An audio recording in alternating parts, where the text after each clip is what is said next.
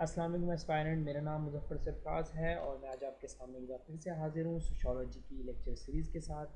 तो previous lecture में aspirants हमने देखा था कि जो सोशियोलॉजिकल रिसर्च आपकी होती है उसके अंदर कौन कौन से स्टेप्स आपके काउंट होते हैं। ठीक है, मैंने आपको 9 स्टेप्स बताए थे जो कि मोरलेस तकरीबन हर जगह आपको जितने भी आप आर्टिकल्स बुक्स वगैरह में देखेंगे आपको यही 9 स्टेप्स मिलते हैं सोशियोलॉजिकल रिसर्च के अंदर। ओके, नेक्स्ट टॉपिक जो हमारे पास है वो है मेथड्स ऑफ रिसर्च। देखें, वैसे तो जो मेथड्स हैं वो काफ़ी हैं, ज़्यादा हैं, यानी कि 7-8 के करीब होंगे जो यानी कि मुख्तलिफ रिसर्च पेपर्स के अंदर अगर आप आर्टिकल्स वगैरह देखते हैं तो आपको इतने मिलते हैं 7-8।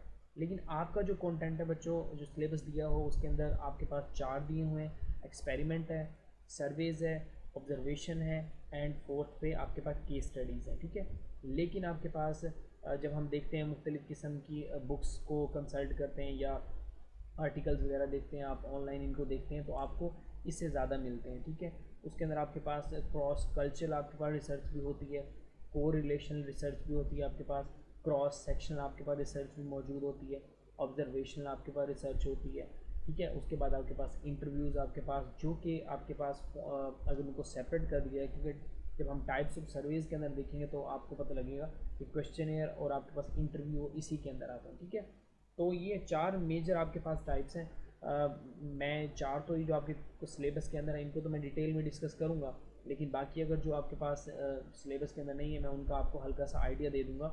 इन केस के अगर आपके पास सिनेरियो बेस्ड क्वेश्चन आ जाता है, किस तरह के वो आपको एक सिनेरियो देता है और आपको कहता है इसके ऊपर आप मेथड्स ऑफ रिसर्च अप्लाई करें जो आपको लगता है कि बेहतर है।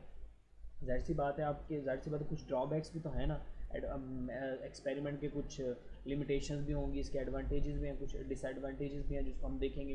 तो आपने उस सिनेरियो को देखते हुए आपने ये आइडिया करना है कि इस सिनेरियो के ऊपर कौन सा मेथड ज़्यादा सूटेबल होगा जिसके अंदर आपके पास एडवांटेजेस ज़्यादा होंगे बनिस्बत डिसएडवांटेजेस के। ओके जी, तो सबसे पहले हम एक्सपेरिमेंट को स्टार्ट करने लगे।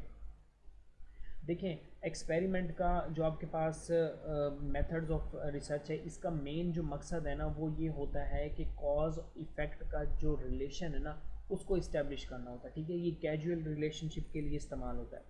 अब जैसे कि मैंने यहाँ पे डेफिनेशन में लिखा भी हुआ, experiments aims to measure as precisely as possible the effect which one variable has on other। अब ये जो one variable has on other है ये क्या है आपके पास, डिपेंडेंट और इंडिपेंडेंट वेरिएबल है, जिसका मैंने आपको कल डिटेल के अंदर बताया था कि इंडिपेंडेंट वेरिएबल वो होता है जो वजह बनता है इफेक्ट की किस वेरिएबल पे, डिपेंडेंट वेरिएबल के ऊपर। ठीक है, aiming to establish cause and effect relation between variables. ठीक है, मैंने आपको कल एग्जांपल्स दे के बताई थी, ये होगा तो क्या ये होगा, इफ़ देन वाला आपके पास स्टेटमेंट्स आपके पास सिचुएशन होती है।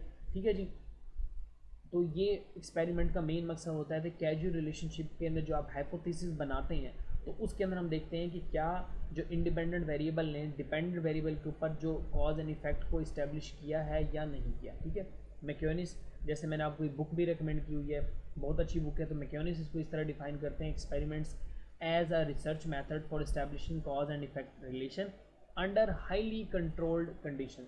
मैं आपको बताता हूँ कि हाईली कंट्रोल कंडीशन के अंदर किस केस के अंदर यहाँ पे बात की गई है, आगे चल के हम इसको देखेंगे। अच्छा, इसके बाद एक चीज़ जो आपको मैं और यहाँ पे बता देना चाहता हूँ कि देखें कुछ प्री रिक्विजिट भी होते हैं एक्सपेरिमेंट्स को करने के लिए। ठीक है, यानी कि मतलब जब हम एक्सपेरिमेंट्स करने जाएंगे तो हमें एक चीज़ का ख्याल रखना होगा कि डिपेंडेंट और इंडिपेंडेंट वेरिएबल, ठीक है, जो कि दो वेरिएबल्स हैं जिसका हम एक्चुअल में रिलेशन को इस्टेब्लिश करने लगे हैं, तो हमें ये देखना होगा कि अगर कोई और वेरिएबल्स भी मौजूद हैं तो उन्हें हम उन सबको हमें कांस्टेंट रखना होगा। ओके जी, तो यानी कि जस्ट सपोज कि मैं एक एग्जांपल के तौर पर अगर आपको लेमन लैंग्वेज के अंदर समझाऊँ कि हम ये कहते हैं कि अगर बॉस का बिहेवियर अपने एम्प्लॉयज़ के साथ अच्छा होता है तो एम्प्लॉय एक कंपनी के अंदर, एक ऑर्गेनाइजेशन के अंदर ज़्यादा टाइम तक स्टे करता है। ठीक है, यानी कि अगर वो बाकी चीज़ों पर कॉम्प्रोमाइज़ कर जाता है, अगर उसको अच्छा इन्वायरमेंट मिल रहा हो, इस सेंस में बोल रहे हैं। तो अब इसके साथ साथ जो आपके पास जो इसके जो वेरिएबल्स होंगे ना, जिसमें सैलरीज आ जाएंगी, जिसके पर्क्स एंड प्रिविलेजेस आ जाएंगे। ठीक है, जिसमें आपके पास अकोमोडेशन आ जाएगी, आपके पास हेल्थ की फैसिलिटीज़, हेल्थ इंश्योरेंस, आपको हेल्थ फैसिलिटीज़ मिल रही है कि नहीं मिल रही है, ये सारी चीज़ें होंगी ना, आप इसको रखेंगे कांस्टेंट। आप सिर्फ दो चीज़ों के ऊपर बात करेंगे कि बिहेवियर ऑफ बॉसेज और आपके पास जो हेड होंगे, ठीक है, और उसके बाद हमने इसको लिंक करना है एम्प्लॉय कितने टाइम तक स्टे करता है। तो ये आपके पास डिपेंडेंट और इंडिपेंडेंट वेरिएबल्स होंगे। बीच में जो कुछ भी है कि सैलरी कितनी, कोई कौन सी कंपनी कितनी सैलरी देती है, कौन सी आपके पास पर्क्स एंड प्रिविलेज प्रोवाइड करती है, कौन सी बाकी फैसिलिटीज़ आपको देती है, ठीक है, just like pick and drop facilities, तो इन सबको हम कांस्टेंट रख देंगे, सिर्फ और सिर्फ दो वेरिएबल्स को देखेंगे। तो ये आपके पास एक प्री रिक्विजिट हो गया। ओके जी, इसको बहुत अच्छे तरीके से समझना है कि आपने जितने बाकी वेरिएबल्स हैं सबको आपने कांस्टेंट लेके चलना है। नंबर 2, आपने ये देखना है कि जो आपने हाइपोथेसिस बनाया है उसके अंदर इंडिपेंडेंट और डिपेंडेंट जो वेरिएबल्स है ना, वो क्लियरली तौर पे पता हो कि ये डिपेंडेंट है, ये इंडिपेंडेंट है। यानी कि आप जब एक स्टेटमेंट को पढ़ें आपको एग्जैक्टली पता लगे कि ये आपके पास क्या है, डिपेंडेंट है, ये आपके पास इंडिपेंडेंट वेरिएबल। जैसे मैंने आपको कल ही बताया था कि अगर किसी एक एरिया के अंदर पुलिस की पेट्रोलिंग ज़्यादा होगी तो वो ज़्यादा सेफर आपके पास नेबरहुड होगा, इन्वायरमेंट होगा, जगह होगी। तो यानी कि अब मैंने बता दिया पेट्रोलिंग अगर ज़्यादा करोगे तो सेफर इन्वायरमेंट है। तो ये दो क्लियरली आप डिस्टिंग्विश कर सकते हैं कि या ये डिपेंडेंट है, ये इंडिपेंडेंट है। ओके जी, तो एक ये इस चीज़ का ख्याल करना है। और हमेशा आपने एक और चीज़ देखनी है कि अगर कोई कॉज और इफेक्ट का रिलेशन इस्टेब्लिश होना चाहिए हर हाल के अंदर, अगर वो नहीं हो रहा तो फिर आपका एक्सपेरिमेंट तो नल एंड वॉइड हो जाएगा। तो वो तो आपके पास नल हाइपोथेसिस, जिसको मैंने कल आपको बोला भी था, ठीक है। उसके बाद हमने जो एक चीज़ और देखनी है, मैंने कांस्टेंट वेरिएबल्स का आपको बता दिया, फिर आपने रीअसेसमेंट कर लेनी है अपने हाइपोथेसिस की, ठीक है, जो कि मैंने आपको एंड में बताया था कि आप रिफाइन भी कर सकते हैं अपने हाइपोथेसिस को। तो ये तो आपके पास कुछ चीज़ें होंगी। अब जो एक जैसे कि गुड एक्सपेरिमेंट का मैंने बताया कि एम मकसद ही इसका यही है कि वो आपके पास क्या कॉज एंड इफेक्ट रिलेशनशिप को इस्टेब्लिश करे और जो आपका हाइपोथेसिस है उसको वेरीफाई करे, रिजेक्ट करे या मॉडिफाई करे। यानी कि या तो रिजेक्ट कर देगा कि ये नहीं हुआ, ठीक है, या फिर उसको क्या कर देगा, वेरीफाई कर देगा, हाँ जी ये इस्टेब्लिश हो गया, या फिर उसको मॉडिफाई कर देगा। यानी कि अगर आपने एक्सपेरिमेंट किया और आपको एक और एंगल नज़र आया तो उसने क्या कर दिया, रिफाइन कर दिया। तो आप हाइपोथेसिस को रिफाइन कर सकते हैं। देखिए नॉर्मली तौर पे जो एक्सपेरिमेंट के जो टाइप हैं वो दो ही होते हैं आपके, एक लेबॉर्ट्री में की जाती है, एक आपके पास फील्ड एक्सपेरिमेंट होता है, ठीक है, फील्ड वर्क भी बोलते हैं जिसको आप। अच्छा, जो लेबॉर्ट्री के अंदर जो एक्सपेरिमेंट होता है जाहिर सी बात है वो एक कंट्रोल्ड इन्वायरमेंट के अंदर होता है, उसके अंदर इंटरफेरेंस नहीं होती, एक आर्टिफिशियल इन्वायरमेंट क्रिएट किया जाता है। नॉर्मली तौर पे जो आपके पास केमिस्ट्री की लेबॉर्ट्रीज़ में जिस तरह का इन्वायरमेंट होता है इस तरह भी हो सकता है, ठीक है, अगर इन केस के अगर आपकी जो स्टडी है वो इससे रिलेटेड है, जैसे लेबॉर्ट्री के अंदर आपके पास होता है, ठीक है जी, यहाँ पे लिखा भी हुआ मैंने। वेयर एज ए फील्ड जो एक्सपेरिमेंट होता है वो नॉर्मली तौर पे रियल लाइफ सेटिंग के अंदर होता है, ठीक है, यानी कि क्लासरूम्स हो गए, वर्क प्लेस होगी, स्ट्रीट्स होगी, ऑर्गेनाइजेशन होगी, ओपन एरिया के अंदर हो गया, ठीक है। तो ये तो आपके पास दो टाइप्स हैं इसके अंदर। अच्छा, in a lab setting the research can be controlled so that the perhaps more data can be recorded in a certain amount of time. एक टाइम के अंदर से ज़्यादा से ज़्यादा डाटा कलेक्ट करने के लिए हम लैब सेटिंग के अंदर जो है कंट्रोल इन्वायरमेंट देते हैं। जो आपके पास फील्ड बेस आपके पास एक्सपेरिमेंट होता है, ठीक है, उसके अंदर ये होता है कि आपके पास जो आपका generation of data can not be control but the information might be consider more accurate. या एक्यूरेट इस तरह होती है कि इसके अंदर इंटरफेरेंस नहीं होती, ठीक है, इंटरवेंशन नहीं होती रिसर्चर की, ठीक हो गया। इसमें कोई रिसर्चर जो है वो खुद से इंटरफेयर नहीं कर सकता। मैं आपको आगे चल के बताऊंगा कि ये एक्सपेरिमेंट, ये जो मैं बता रहा हूँ कि फील्ड बेस्ड एक्सपेरिमेंट होता है ये किस तरह होता है, क्योंकि इसके अंदर जिस जिस जो जो इन पार्टिसिपेंट होते हैं वो इंडिपेंडेंट होते हैं, उसके अंदर रिसर्चर जो है उनको खुद से मैनिपुलेट नहीं कर सकता, अगर यानी कि अगर आप फेयर की बात करें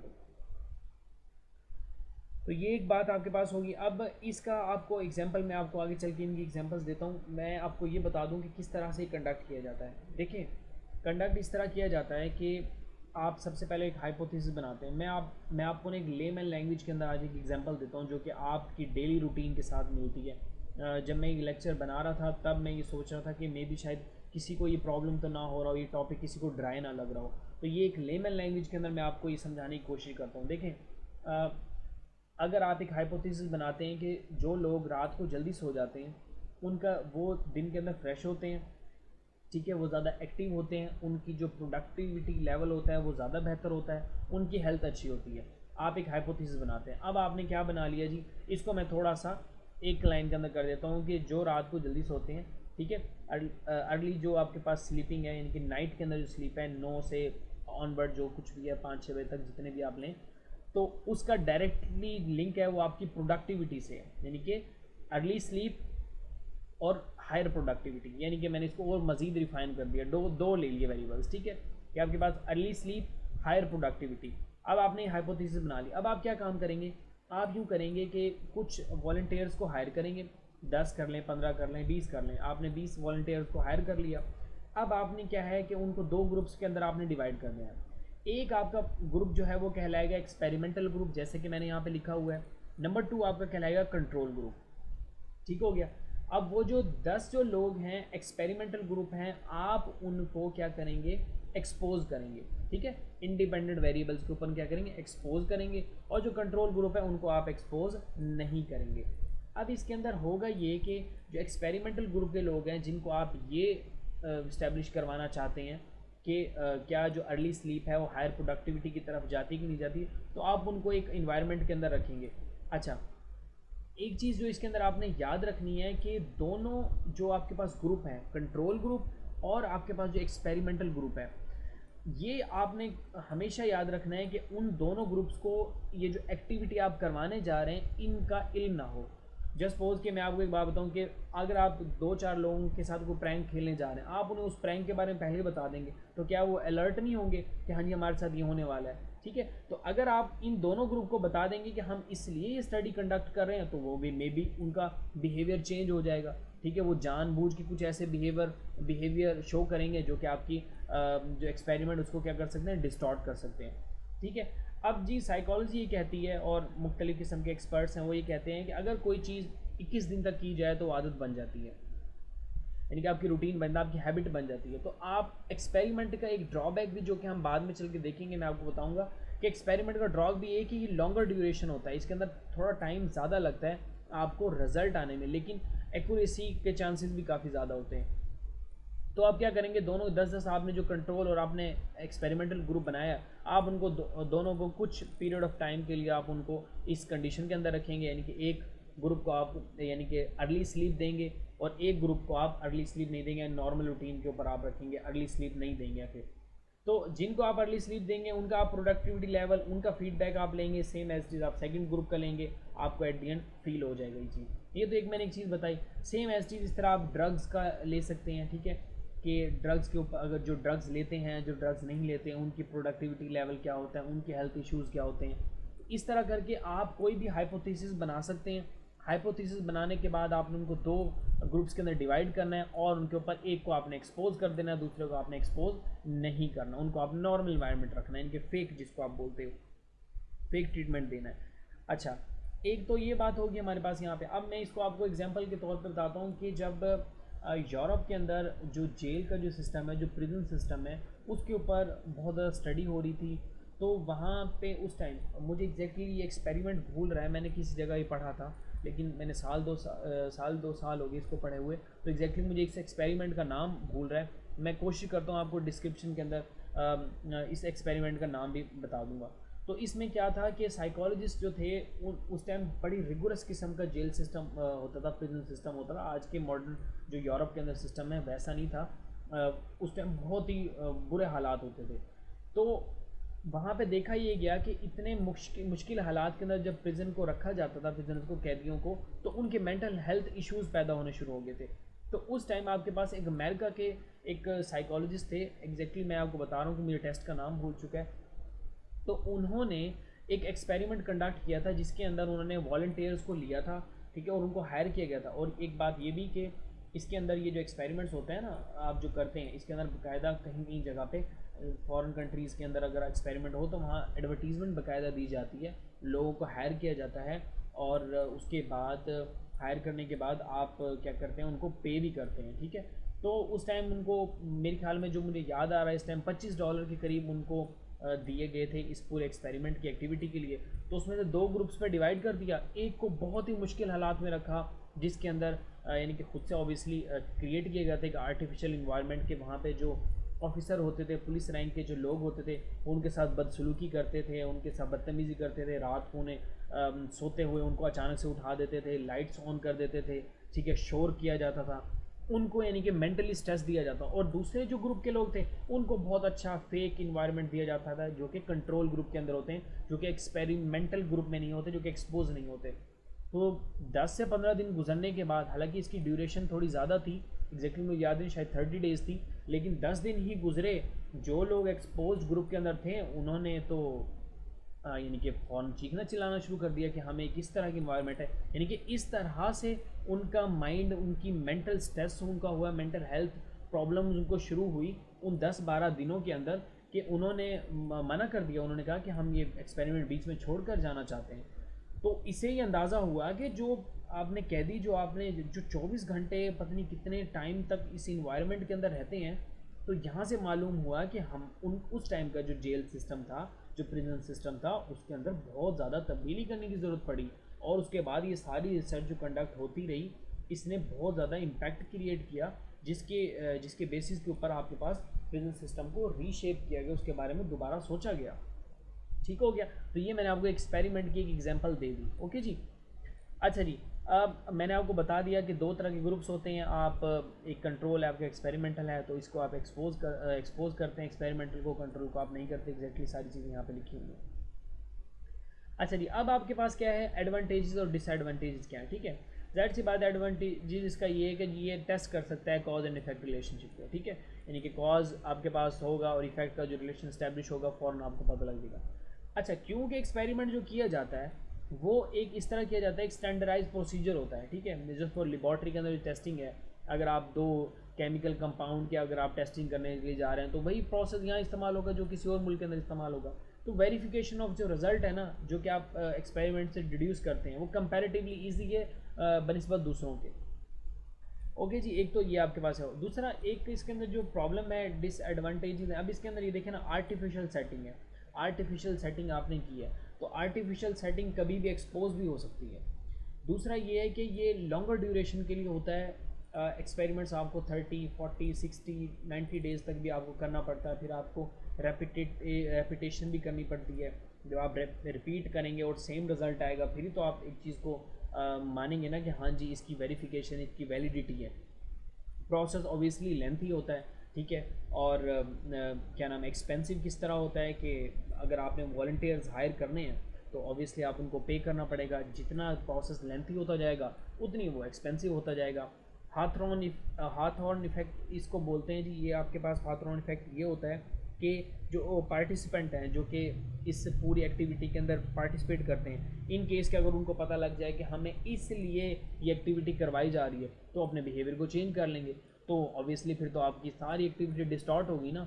अगर 10 लोगों में से 5 लोगों को पता लग गया और 5 लोगों ने अपना बिहेवियर चेंज कर लिया जानबूझ के, हालांकि फील क्या कर रहे थे लेकिन बताया क्या जब उनसे क्वेश्चन किया गया, तो आपके पास सारी आपकी केस जो आपके पास एक्टिविटी है वो डिस्टॉर्ट होगी। फिर इसके बाद ethical concern about the people's wellbeing. देखें, अगर आप बहुत ही किसी स्ट्रिक्ट या फिर एक डिफ़िकल्ट एक्टिविटी के अंदर लोगों को इंडल्ज करते हैं, इसके अंदर पार्टिसिपेट करने को कहते हैं, तो उनकी एथिकल कंसर्न्स मौजूद हैं।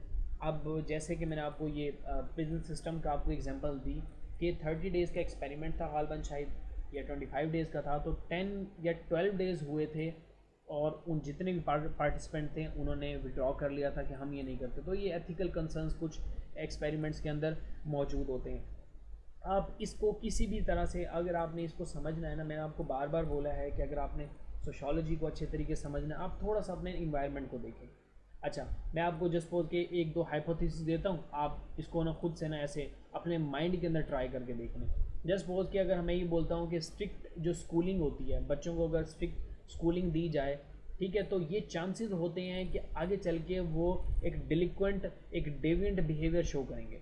ठीक है, अगर स्ट्रिक्ट स्कूलिंग दी जाए तो आपके पास क्या है, इन फ्यूचर ये चांसेस हैं कि बच्चा डिलिक्वेंट हो सकता है या फिर वो एक वायलेंट बिहेवियर शो कर सकता है। तो इसके अंदर आप क्या करेंगे, कुछ बच्चों को लेंगे, यानी कि अब ये एज डिपेंड करेगा कि आप किस तरह की स्टडी करने जा रहे हैं। तो नॉर्मल एक सेम ग्रुप के लोगों को आप लेंगे और दो ग्रुप्स के अंदर डिवाइड करेंगे।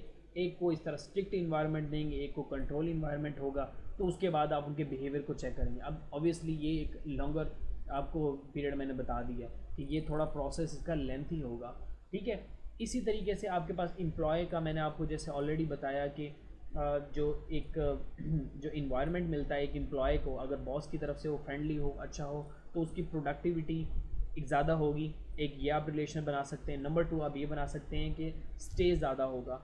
एक अक्सर कहा भी जाता है कि एम्प्लॉय जो है वो कंपनी को नहीं छोड़ता, वो बॉसेस को छोड़ता है अपने बिहेवियर की वजह से। तो ये स्टडी इस लाइन से मैंने ये आपके पास एक आपके साथ शेयर किया है। तो आप क्या करें, लेकिन इनको जो कुछ भी मैं आपको ये पढ़ाने लगा हूँ ना, ये अब आज हम मेथड्स पढ़ रहे हैं, कल हम सर्वे पढ़ेंगे, उसके बाद हमने ऑब्जर्वेशन पढ़ना है, उसके बाद लास्ट में हमने केस स्टडी को पढ़ना है। तो आप इसको थोड़ा सा अपने इर्द गिर्द इन्वायरमेंट में इसको देखने की कोशिश करें, अपने ऊपर या आप किसी चीज़ के ऊपर अप्लाई कर लें और आपको ये चीज़ क्लियर हो जाएगी।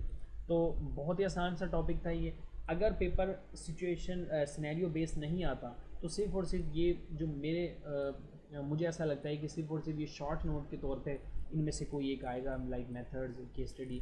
लेकिन अगर सिर्फ और सिर्फ उसने आपको एक पैराग्राफ के अंदर सिनेरियो दे दिया और वो सिनेरियो के अंदर आपसे ये डिमांड करता है कि आप इसके ऊपर कोई भी मेथड रिसर्च लगाएं जो आपको लगता है कि ठीक है, तो फिर ऑब्वियसली आपके लिए थोड़ी सी ट्रबल हो सकती है। लेकिन अगर आप कॉन्सेप्चुअली पढ़ेंगे तो आपको प्रॉब्लम नहीं होगी। तो इंशाल्लाह बच्चों कल हम जो है वो सर्वे को देखेंगे। तो मुझे इससे रिलेटेड आपको जो जो कोई प्रॉब्लम हो तो कमेंट सेक्शन में ज़रूर लिखिएगा। थैंक यू सो मच बच्चों। चैनल को आप सब्सक्राइब करें ताकि आपको नोटिफिकेशन मिलता रहे। टेक केयर, अल्लाह हाफिज़।